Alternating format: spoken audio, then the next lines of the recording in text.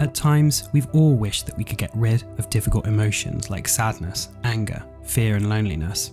We admire people who choose to smile, spread good vibes and have an optimistic outlook on life, and we encourage others to be positive when they're going through a difficult time. Having a positive mindset can help us to flourish in life, but how do we distinguish helpful positivity from toxic positivity?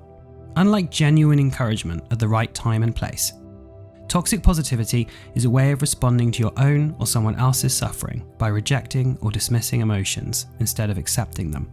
Not only can it affect your relationships, but it can also have a profound effect on yourself.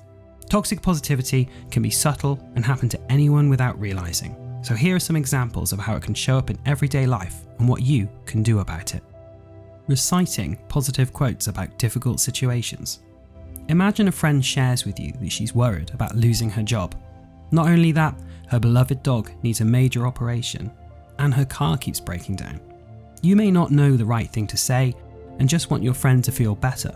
So you respond, think positive thoughts, you'll get another job. Everything happens for a reason. Although well-intentioned, using feel-good statements or generic quotes about difficult situations can damage relationships. They feel like sympathetic comments, but they're also a way of sidestepping difficult emotions and shutting down what others need to say, which makes it difficult for others to connect with us. Masking or suppressing difficult emotions.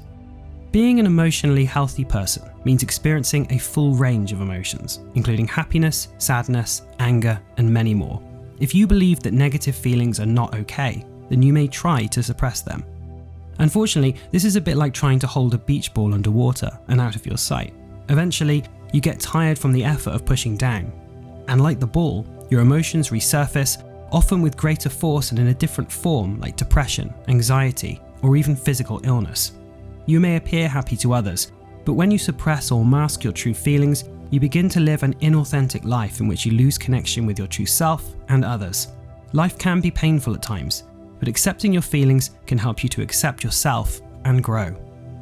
Sometimes we may feel guilt or shame for having difficult emotions like sadness, anger, and disappointment.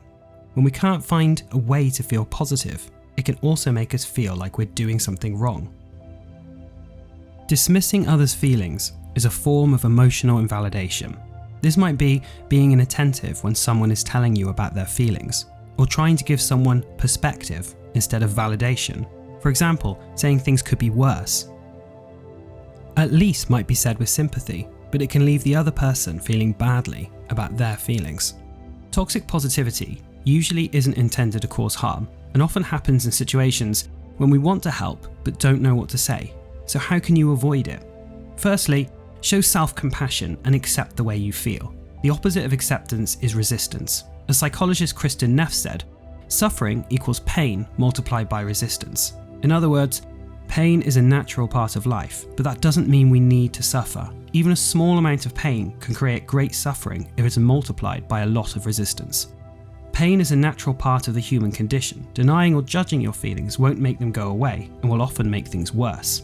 One effective way to accept your emotions is called affect labeling. Put simply, putting feelings into words. This could be as simple as talking to a friend or keeping a journal. Giving yourself permission to feel an emotion is the first stage to working through it. Brain science has shown that when we name an emotion, it is perceived as less threatening by the brain. As psychiatrist Dr. Daniel Siegel put it, you need to name it to tame it. It's important to listen to what others are going through and show support so that they feel able to express their true feelings. For example, instead of saying, "be positive," say something like, "that's awful, I'm so sorry you're going through this." By doing this, you help to accept and validate the other person's feelings. Your role is to listen and empathize. You don't need to help move them forward or problem solve for them. That can come later when they're ready and in the right mindset. Have you been affected by toxic positivity? Or do you recognize this kind of behavior in yourself? A positive and optimistic outlook can help you to flourish in life, but it's also important to embrace your feelings, both positive and negative, so that you can grow and live an authentic life. If you're interested in personal growth, you may also enjoy this video on willpower and how to make better decisions.